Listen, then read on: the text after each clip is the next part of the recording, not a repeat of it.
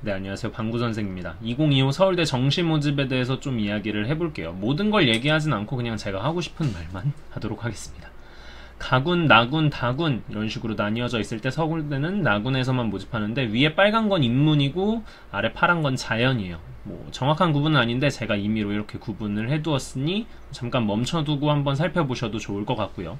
올해 신설된 광역, 그 다음에 스마트 시스템 과학 이렇게 잘 살펴두시면 좋을 것 같습니다.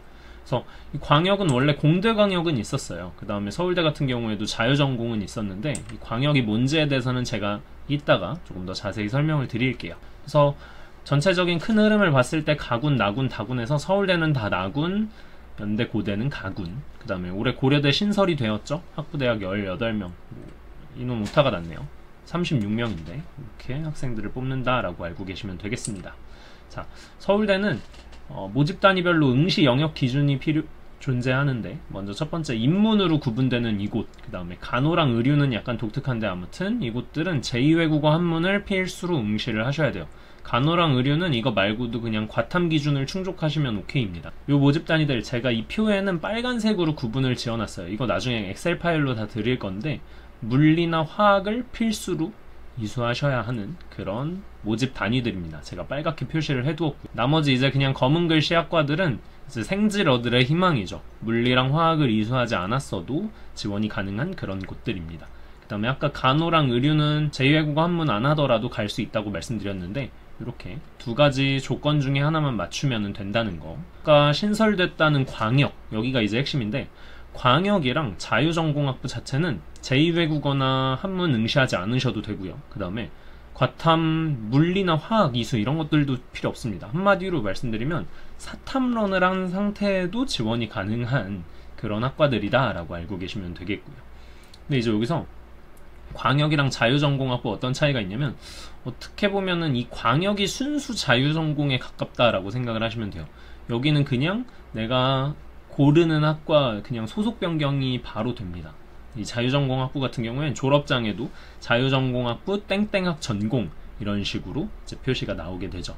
그래서 아무튼 올해 같은 경우에는 사탐런한 이과, 그러니까 자연계열 상위권들 중에 뭐 서울대 수리라든지 전기정보라든지 컴퓨터 좀 높은 곳으로 학과를 이제 옮기는 학생들이 분명히 있지 않을까라고 생각을 합니다. 그래서 이제 서울대, 고려대, 홍대 이런 곳들이 과탐 필수로 응시해야 하는 곳이라고 알고 계시기는 하지만 이런 틈새 시장이 있다는 거 추가적으로 알고 계시고요.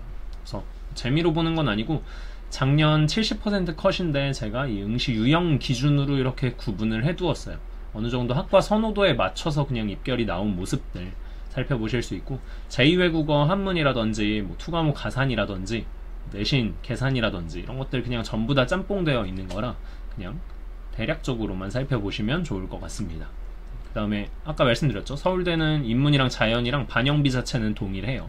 대학마다 점수 계산이 다른데 100분위 표준 점수, 변환 표준 점수 지금 모르시는 분들도 나중엔 정시 관련해서 공부를 하시다 보면 쉽게 이해하실 수 있는 그런 내용이고 정리도 잘 되어 있는데 아무튼 서울대는 이 깡 표준 점수를 활용을 하죠. 그래서 매번 시험 난이도라든지 최고 만점의 표준 점수가 몇 점인지 이런 부분들에 상당히 많은 관심을 보입니다. 근데 이제 뭐 이런 부분들보다 그냥 직접적으로 점수 어떻게 계산할 수 있는지 보여드리는 게 눈에 조금 더 잘 들어오실 것 같아서 그냥 구분을 지어놨어요. 먼저 첫 번째는 인문, 자연 이렇게 반영비를 담아놨고요. 그 다음에 오른쪽은 일반적입니다. 일반적. 시험에 따라서 다 다르지만 국어 2점짜리 한문항이 보통 표준 점수 그냥 1점 정도라고 생각하시고 4점 한문항이 3, 4점, 그 다음 탐구 2점에서 3점 한문항이 표준 점수 1, 2점 정도라고 생각을 하시면 될 것 같아요. 네. 그냥 대략적으로 보시는 겁니다. 네, 아무튼 그렇다고 했을 때 이거 제가 그냥 작년 수능 점수 임의로 이렇게 정리를 해 놓은 거예요. 그래서 두 개의 성적표를 보시면 모든 점수가 동일합니다. 근데 이제 하나 다른 게 있죠. 엄매 표점이 딱 하나 더 위입니다. 하나 더 위. 위에는 134고 아래는 135. 그러니까 한마디로 국어 표점 1점당 총점 1점이다. 왜냐면 서울대식 점수 자체가 400점, 그 다음에 이 친구는 401점 이런 식으로 차이가 나거든요. 아, 국어 표점 1점당 총점 1점 차이가 나는구나. 이 정도로 알고 계시고. 다음 수학입니다. 이번에도 마찬가지요. 성적 자체는 다 동일합니다. 근데 이제 미적분 표점 자체만 1점 차이가 나죠. 물론 이제 실제로 점수가 이런 식으로 달랑 1점 차이 나는 경우는 많지 않지만 한 문제당 이제 총점 자체를 보셔도 1.2점 정도의 차이다 라는 거 아실 수가 있고요. 그 다음에 영어입니다.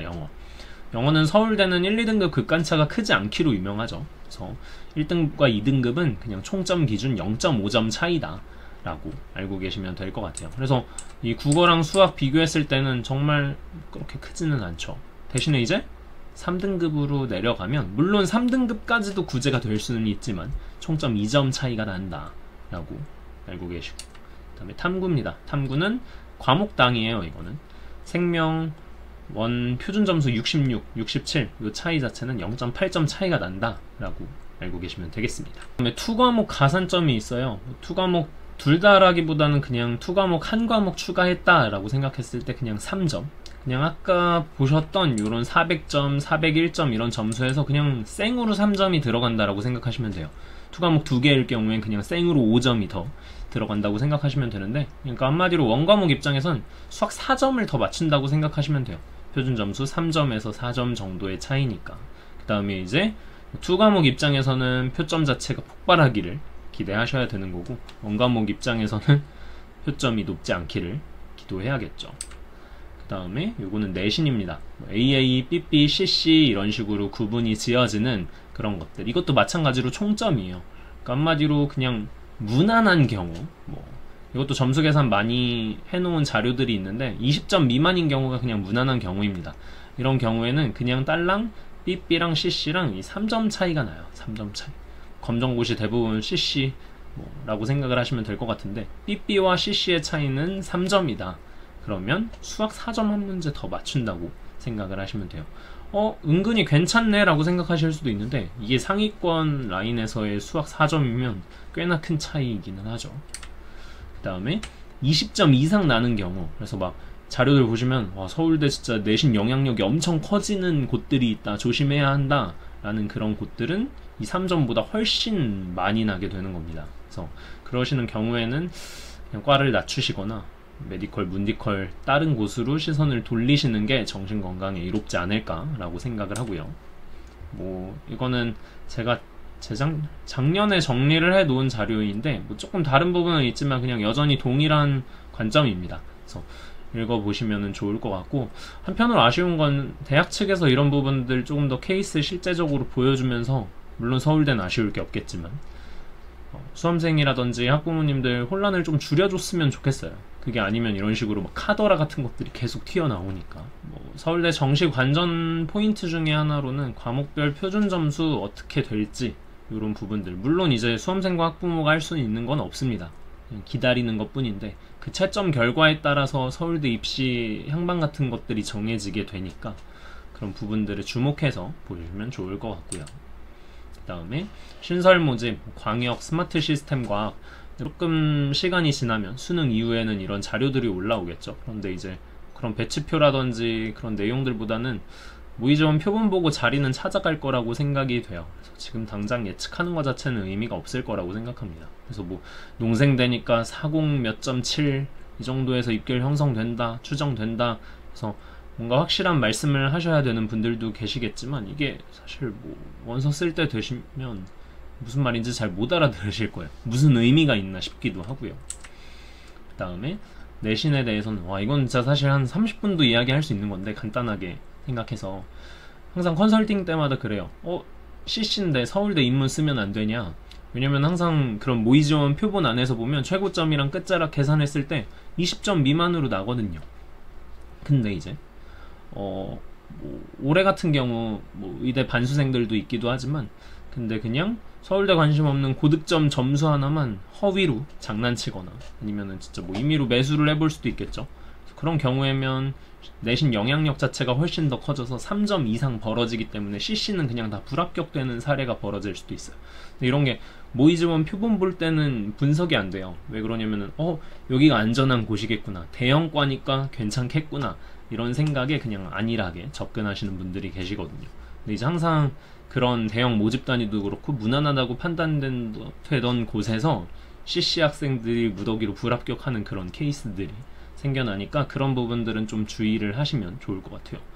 그래서 저는 사실 서울대가 진짜 간절하지 않은 이상 CC로 예상되시는 분들은 다른 메디컬이라든지 그냥 무난한 학과들을 선택하시는 걸 추천드린다라고 말씀드릴 수 있겠고, 만약에 CC라고 예상되시는 분들은, 특히 과목 조합 독특하신 분들은 다른 사람들이 우리 점수대라든지 그냥 우리 점수대 같은 것들을 보고도 예측을 어느 정도 해볼 수 있잖아요. 혹시 역으로 추적해서 과목 조합이 독특하면은 내가 여기식 점수로는 몇 점인지도 파악해서 얘 CC니까 여기 있구나 같은 것들도 진짜 사실 작정하면 특히 소수과들도 추려 볼 수 있거든요. 그래서 그런 부분들 조심하셔서 요리조리 잘 피해 다니시기를 바라겠습니다. 독특하신 분들요, 막 기하를 섞으셨다든지 아니면은 약간 과탐도 낭만을 추구하시는 그런 선택 조합이라든지 뭐 화작 같은 경우에도 조심하시고, 그래서 그런 부분들 신경만 쓰시면 좋지 않을까 생각이 됩니다. 뭐 주저리 이야기를 했는데 일단 여기서 마치고 다음 연대 고대 순으로 뵙도록 할게요. 시청해주셔서 감사합니다.